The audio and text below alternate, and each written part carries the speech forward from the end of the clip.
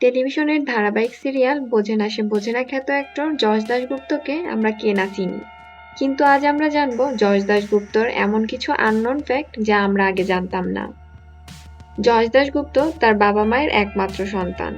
তার বাবা মায়ের ট্রান্সফারেবল ওয়ার্কের জন্য তার শৈশবের বেশিরভাগ সময় কেটেছে ভারতের বিভিন্ন প্রদেশে। তার বাবার স্বপ্ন ছিল ছেলেকে আইপিএস অফিসার বানাবার, কিন্তু ততটা পড়াশোনা করতে ভালো লাগতো না যশ দাশগুপ্তর।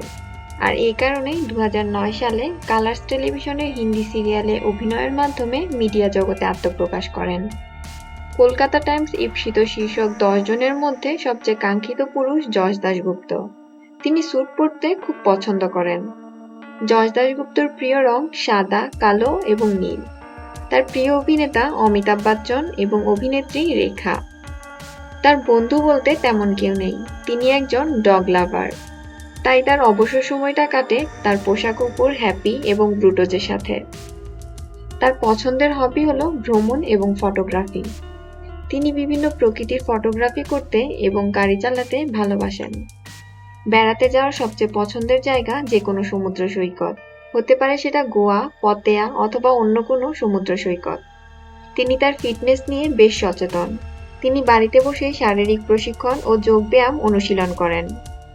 অভিনেতা না হলে কোন পেশাকে বেছে নিতেন যশ দাশগুপ্ত? নিজেই জানিয়েছেন হয়তো অভিনেতা না হলে ড্রাইভার হতেন, তবে সেটা হতে পারত যে কোনো রেসিং কারের ড্রাইভার অর্থাৎ প্লেয়ার। যশ দাশগুপ্তর সফল কেরিয়ারের পিছনে তার মায়ের ভূমিকা সবচেয়ে বেশি। তিনি তার মাকে সবচেয়ে বেশি ভালোবাসেন। তো বন্ধুরা, যশ দাশগুপ্তর এমন আননোন ফ্যাক্টগুলো জেনে কেমন লাগলো তা কমেন্ট করে জানিয়ে দিন। সেলিব্রিটিদের এমন সব মজার মজার তথ্য পেতে আমাদের চ্যানেলটি সাবস্ক্রাইব করুন, লাইক এবং শেয়ার করতে ভুলবেন না।